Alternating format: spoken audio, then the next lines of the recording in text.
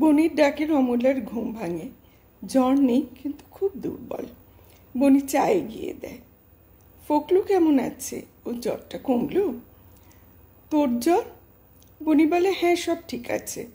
তুই একটু ঠিক হয়ে গেলে সব কাজে ডাকবো এবার।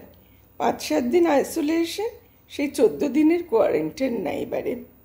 সেই তো হুলো একা আর কত দিক সামলাবে।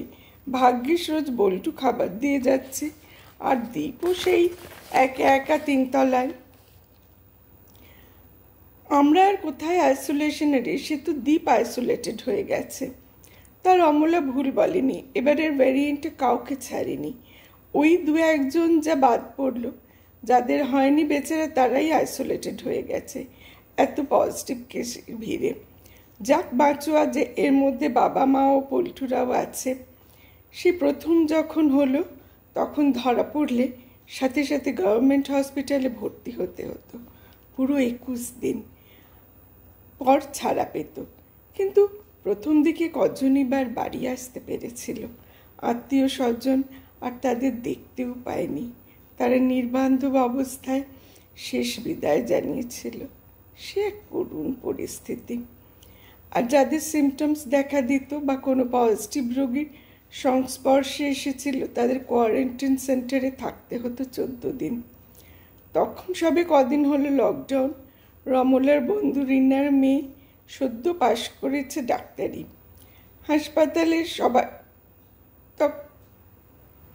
হাসপাতালে তখন কদিন আগে এক পেশেন্ট ভর্তি হয়েছিল।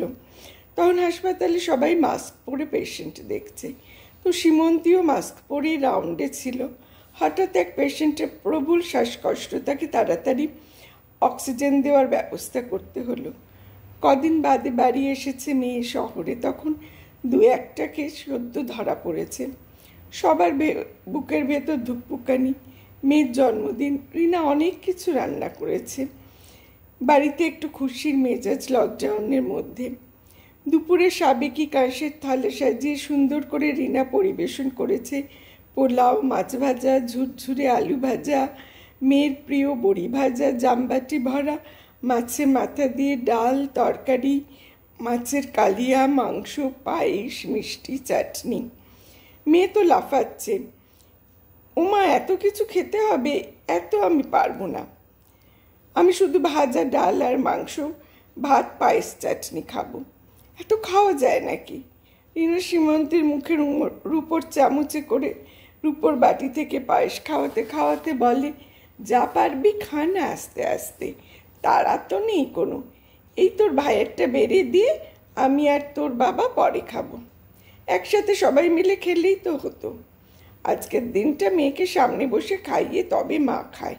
তো তুই শুরু কর, এই ভাইয়ের থালাটা রাখলাম বলে। দিদি, তুই মাছের মুড়োটা খাবি না তো? তাহলে আমায় দে। ওহো, আগে ওকে খেতে দে একটু, তারপর না হয় নিবি। রিনার কথা শেষ হওয়ার আগেই জো ছোঁ মেরে মাছের বাটি নিয়ে নেয়। সীমন্তী মাংস দিয়ে মেখে খেতে খেতে প্রশ্রয়ে হাসি হেসে সায় দেয় জোকে। এমন সময় বাড়ির সামনে বাইরে লাউড স্পিকারে গমগম আওয়াজ ভেসে আসে, ডক্টর সীমন্তী বোস, আপনি শিগগিরই বাড়ির বাইরে চলে আসুন, আপনাকে কোয়ারেন্টাইন সেন্টারে যেতে হবে। হঠাৎ বজ্রাঘাত হলেও এত দিশাহারা হতো না রিনারা। রুদ্ধশ্বাসে দৌড়ে বারান্দায় যায়। রাস্তায় গভর্নমেন্টের গাড়ি। তারা জানায় রিনা কদিন আগে যে পেশেন্টকে অক্সিজেন মাস্ক পরিয়েছিল সে পজিটিভ ধরা পড়েছে। হে ঈশ্বর, এখন কি হবে? বলতে বলতে রিনা অর্ধচেতন হয়ে সত্যদার কাঁধে ঢলে পড়ে। সত্যদা কোনো কথা বলতে পারে না, থরথর করে ঠোঁট কাঁপতে থাকে। সুমন্তী ওর ব্যবহৃত সাবান, তোয়ালে, টুথপেস্ট সরাতে সরাতে চেঁচাতে থাকে, তোমরা কেউ আমার কাছে আসবে না। আমি এই যে সব জিনিস ব্যবহার করেছি, কেউ হাত দিও না। ওই কাঁসার থালা বাটি আমি ধুয়ে দিচ্ছি, সব ফেলে দাও, ওসব রেখো না। সত্যদা তখন মাকে না মেয়েকে কাকে সামলাবে বুঝতে পারছে না। কিংকর্তব্য বিমূঢ়ের মতো পাথর হয়ে গেছে। জোর চোখ দিয়ে টপ টপ করে বড় বড় অশ্রুফোঁটা ঝরে পড়ছে। বাড়ির ভিতর যেন প্রবল ঘূর্ণিঝড় বয়ে চলেছে। অবশেষে সীমন্তীকে নিজের জিনিস গুছিয়ে নিয়ে বিধ্বস্ত মন নিয়ে বাড়ি থেকে বেরিয়ে গাড়িতে গিয়ে উঠতে হয়। ভয় বিহ্বল হয়ে বারান্দা থেকে সে দৃশ্যের সাক্ষী হয়ে দাঁড়িয়ে থাকে সত্যদা ও জো। রিনার ন্যূনতম কোনো শক্তিও তখন অবশিষ্ট নেই, মুখ দিয়ে একটা আওয়াজও বের করতে পারে না। বিছানায় গিয়ে শরীরটা এলিয়ে পড়ে, দু চোখের জলে বালিশ ভিজে যায়।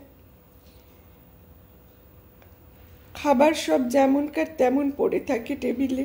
সত্যদা সোফার ওপর বসে হাউ হাউ করে কান্নায় ভেঙে পড়ে। তারপর নিত্য চলে সীমন্তীর টেস্ট আর প্রবল উৎকণ্ঠা নিয়ে রিপোর্ট দেখা। রোজই তা নেগেটিভ। এইভাবে 14 দিন পার হলেও আর কদিন কোয়ারেন্টিনে থাকার পর 21 দিনের দিন সীমন্তী বাড়ি আসে। আজ আর আনন্দের সীমা ধরে না ওদের সবার। বাড়ির সামনে এসে সীমন্তী লাফ দিয়ে গাড়ি থেকে নেমে এক গাল উজ্জ্বল রৌদ্রের মতো হাসে। কিন্তু ওকে দেখা মাত্র পাড়া প্রতিবেশী যে কজন বাজার দোকান যাবে বলে বেরিয়েছিল রাস্তায়, তারা ছিটকে দূরে সরে যায়। সব বাড়ির দরজা জানলা বন্ধ হয়ে যায়। তাড়াতাড়ি, যেন দেখলেই হয়ে যাবে রোগটা। সীমন্তী ছলছল চোখে বাড়ি ঢুকে ডুকরে কেঁদে ওঠে। উফ, সেসব একদিন ছিল। এখন নিয়ম অনেক শিথিল। পরবর্তীতে কোয়ারেন্টাইন সেন্টারে জায়গা অকুলানো হয়, যে যার বাড়িতেই আইসোলেশনে থাকতো। আর এবারে সবার হওয়ার ফলে যাদের হয়নি তারাই নিজেদেরকে আইসোলেট করে নিয়েছে ছোঁয়াচ থেকে বাঁচতে। যেমন দীপের আবার রোজ প্রাণায়াম না করলে হয় না। দীপ বলে প্রাণায়ামের জোরেই নাকি ও পার পেয়ে গেছে যাত্রায়। তবে বাবা মারও হয়নি। এই রোগটা ইন্ডিভিজুয়াল ইমিউনিটির ওপর নির্ভর করে। কারোর বেশি বা কম হচ্ছে, কেউ কেউ অবশ্য সুস্থই থেকে যাচ্ছে। এক অদ্ভুত ব্যায়াম, আর তার গতি প্রকৃতিও অদ্ভুত। রমলা সুস্থ হলেও কাশি ঠিক হয়নি।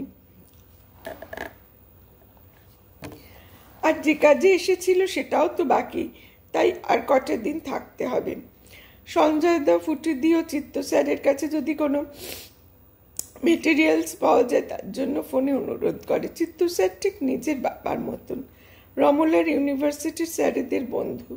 তো রমলার সেই প্রথমবার কুসুমপুর যাওয়ার খবর পেয়ে নিজেই রমলাকে ফোন করেন, সব রকম সাহায্যের প্রতিশ্রুতি দেন। ওখানে যাওয়ার পর চলে আসেন বাড়িতে। ভারী বিনয়ী মানুষ, বাবার সাথে ভাব হয়ে যায়। বলেন কোনো চিন্তা নেই, ওকে মিউজিয়ামে নিয়ে যাব, ওখানে ওর জায়গা হয়ে যাবে। আর হয়েছিলও তাই। ওনার হাত ধরেই রমলার প্রথম সেমিনারে পেপার পড়া, আর্টিকেল পাবলিশ হওয়া, তারপর রাজেন্দ্র স্মৃতিতে একসাথে কাজ করা। কত যে রমলার শেখার সুযোগ পেয়েছে হাতে কলমে, ওনার কাছ থেকে আর হরি স্যারের কাছ থেকে। হরি স্যার ছিলেন ওখানকার অবসরপ্রাপ্ত ডিরেক্টর অফ ডিরেক্টরেটের অফ মিউজিয়ামসের ডিরেক্টর, যেটি ছিল আইএএস পোস্ট। আর চিত্ত স্যার ছিলেন ওখানকার আর্কিওলজি ইনস্টিটিউটের অবসরপ্রাপ্ত ডিরেক্টর। দুজনেরই কন্যা সমাজ ছিল রমলা। এখন যে কোনো সাহায্যে আগেই চিত্ত স্যারের কথা মনে পড়ে রমলার। হরি স্যার এখন আর নেই। সাথে সাথেই তিনজনের থেকে সাড়া মিলল রমলার। যাক, যেটুকু কাজ বাকি পড়ে গিয়েছিল এই অসুখে, তা হয়ে যাবে ঠিক সময়। কাজটাও আছে আর কাশিটাও আছে, তাই রমলা আর কিছুদিন থেকে যায় বোনের বাড়ি। পল্টু বল্টু যেমন মা বাবার খোঁজ খবর দেখাশোনা করে যাচ্ছে পালা করে, তাই করে যাবে আর কদিন। কাজের সাথে সাথে হুলো ফকলুর সাথে রমলা দেখতে থাকে বেশ সুন্দর সুন্দর কিছু ওয়ার্ল্ড সিনেমা। এখন তার হলে গিয়ে সিনেমা দেখা যায় না, যদিও 50% দর্শক নিয়ে সিনেমা হল আবার খুলেছে আইসোলেশন মেনটেন করে, একটা করে সিট বাদ দিয়ে বসে। অনেক লস হয়ে গেছে শিল্পের আর শিল্পীদের। ফার্মেসি বিজনেস ছাড়া সব কিছুতেই লস হয়েছে এই কবছর। সব দেশের ইকোনমি মুখ থুবড়ে পড়েছে, তা আবার চাঙ্গা করার চেষ্টা চলছে। কে জানে এই অসুখকে মানুষের না প্রকৃতির সৃষ্টি। সেই ফার্স্ট ওয়েভের সময় কুসুমপুরের এক সিনিয়র আর্কিওলজিস্ট স্যার একদিন ফোন করে রমলাকে অনেক পুরনো কথা বলেন। তিনি বলেন কোনো এক বুদ্ধিস্ট টেক্সটে নাকি অসুখের উল্লেখ আছে। পুঁথির এক কপি হয়তো এই শহরে কোনো পুরনো গ্রন্থাগারে আছে। রমলা খোঁজ করে একবার দেখতে পারে। তখন পুরো লকডাউন, কিছুদিন বাদ বাদ এক্সটেন্ড করছে। রমলা ভাবে ও কি করবে, এ যেন হাতি ঘোড়া গেল তল, মশা বলে কত জল। না, এসবের মধ্যে রমলা থাকতে চায় না। উনি বলছিলেন রমলাও কানাঘুষো শুনেছিল দক্ষিণের এক রিসার্চ স্কলার এই নিয়ে গবেষণা করছে, সেও এই পুঁথি খুঁজছে।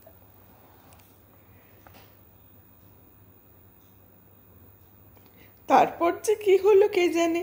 পুঁথিটার এক কপি বোধহয় তিব্বতে আছে। প্রাচীন যুগে বিদেশ থেকে পড়তে আসা পণ্ডিতরা ওদের দেশে ফিরে গিয়ে এদেশে প্রাচীন পুঁথি কপি করে যত্ন করে রেখে দেন।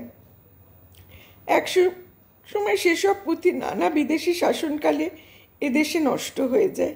পণ্ডিত রাহুল সংকীর্তন তিব্বত ভ্রমণকালে সেসব উদ্ধার করে আবার এদেশে নিয়ে আসেন। কুসুমপুরের মস্ত বড় হেরিটেজ লাইব্রেরিতে সব সংগৃহীত আছে।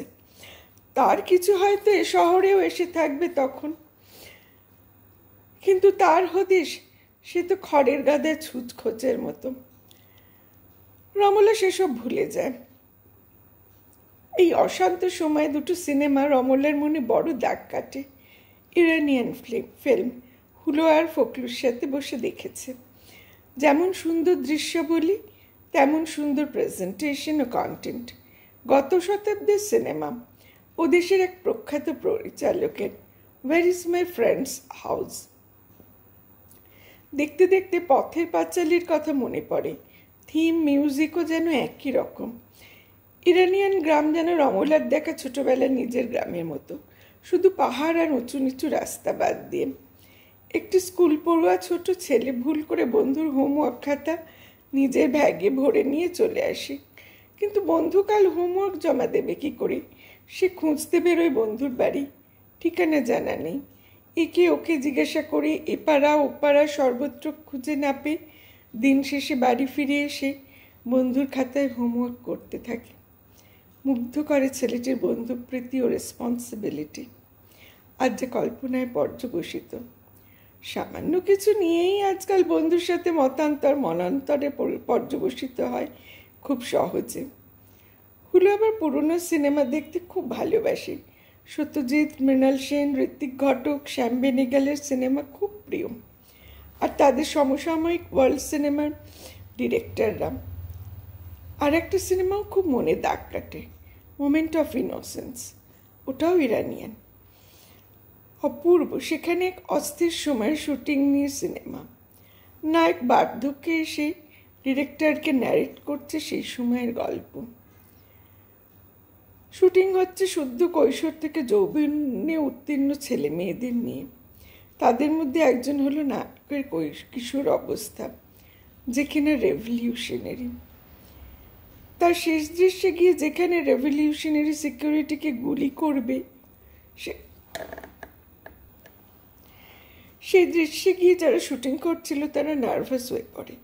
আর নায়ক বন্দুকের বদলে তার বান্ধবীর দেওয়া গোলাপ বাড়িয়ে দেয় টার্গেটের দিকে। ওখানেই সিনেমাটা শেষ। একটি গোলাপ কেমন যুদ্ধের পরিবর্তে ভালোবাসার সুরের মূর্ছনায় ভরিয়ে দেয়। পর্দায় ভেসে ওঠে তিন বন্ধুর সরল ভালোবাসায় উদ্ভাসিত মুখ।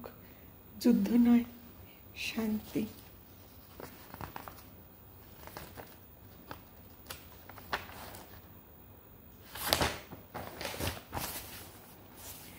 রমলা অবশেষে লাস্ট ডেটে ওর প্রজেক্ট জমা দিতে পারে হুলো ফখলুর সহযোগিতায়। অনেক দিন পর বাড়ি ফেরে রমলা, কিন্তু বাবা যেন আর আগের মতন নেই। মা বলতো যে বাবা এখন আর তেমন ফোনে কথা বলতে চায় না। রমলার বাড়ি এসে মনে হলো বাবা আর এখন বেশি কথা বলতেও চায় না, ভালো করে খায় না, বিছানার সাথে মিশে যাচ্ছে, হাঁটা চলাও করতে চায় না। ওই নতুন ডাক্তার ঘুরিয়ে ফিরিয়ে যা ওষুধ দেয়।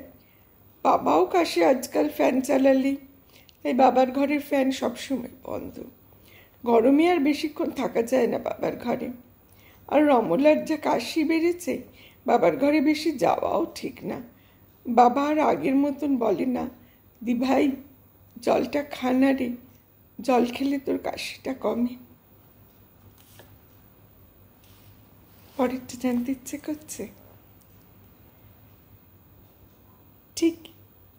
এভাবে এখানেই দেখা হবে। চ্যানেলটা সাবস্ক্রাইব করলেই বেল আইকনের টুংটাং আওয়াজই বলে দেবে পরবর্তী পর্বের আগমন বার্তা। আজকে আসবো আর একদিন।